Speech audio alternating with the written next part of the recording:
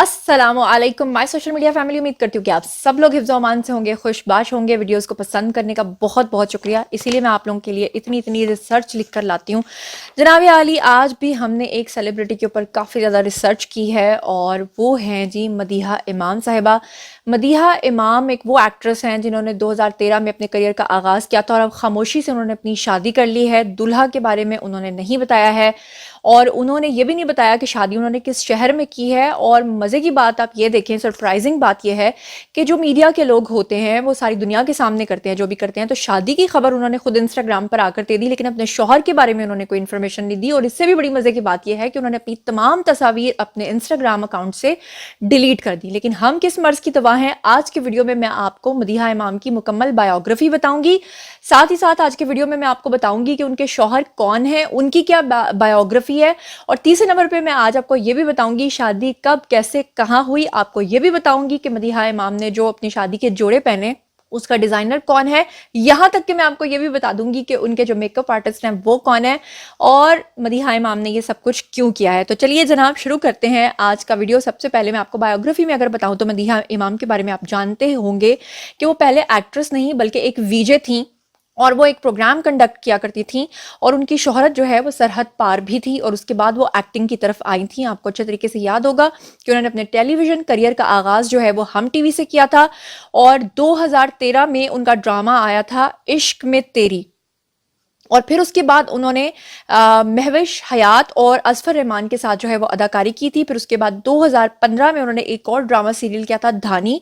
फिर 2016 में उन्होंने अपने किरदारों की वजह से बहुत ज़्यादा वो मकबूलियत की, शोहरत की बुलंदियों तक पहुंची थी। और उसके अलावा उन्होंने दिले मोमिन, जख्म और मुकद्दर जैसे मकबूल टीवी ड्रामाज में भी काम किया था। आपको अच्छे तरीके से याद होगा 2017 में बॉलीवुड की एक फिल्म डियर मामा के जरिए उन्होंने फिल्मी करियर में भी के मैदान में भी जो है वो कदम रखा था।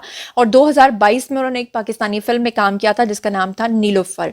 तो आप लोगों को अच्छे तरीके से याद है कि ये जो एक्ट्रेस है इन्होंने हमेशा बड़ी डिग्निटी के साथ काम किया, बड़े अच्छे से काम किया। लेकिन अचानक से होता क्या है कि 1 मई 2023 को अचानक से ये बिल्कुल खामोशी के साथ शादी कर लेती हैं।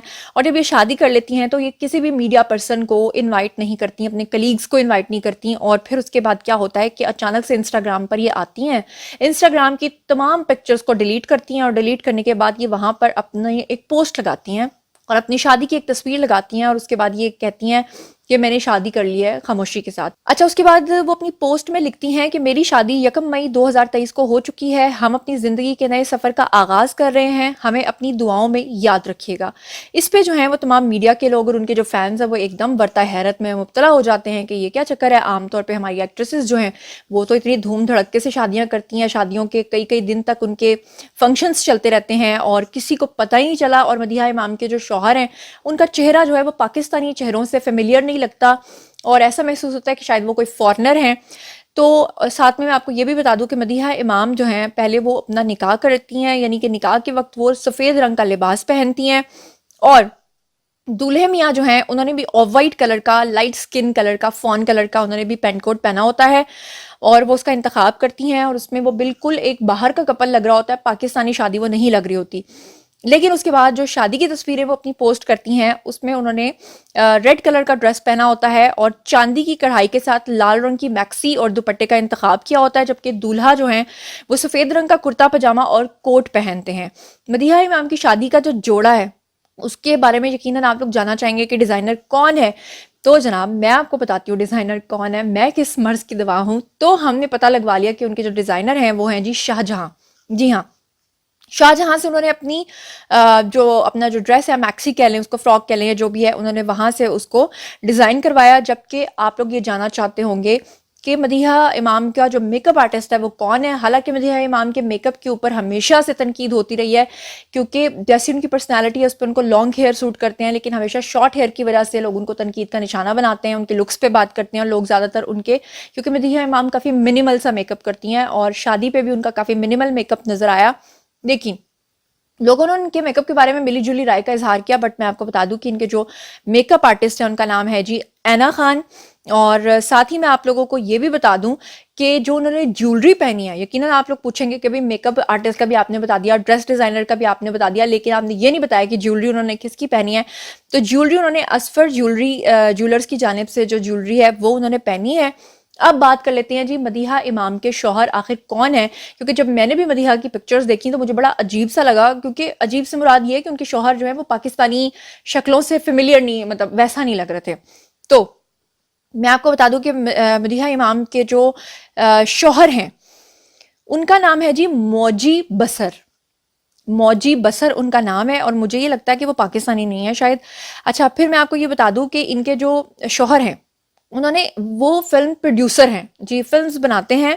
और IMD की एक वेबसाइट के अकॉर्डिंगली जो मौजी बसर के बारे में हमने जब तलाश करना शुरू किया कि इनका डेटा हमें पता चल जाए, तो हमें ये पता चला कि एक फिल्म आई थी दी सिख, उस फिल्म के अंदर जो प्रोडक्शन है वो इनकी थी, ये प्रोड्यूसर थे। और साथ ही एक और फिल्म आई थी जिसका नाम था लुक्का छुपी, तो लुक्का छुपी की प्रोडक्शन में भी इन्होंने जो है वो काम किया था।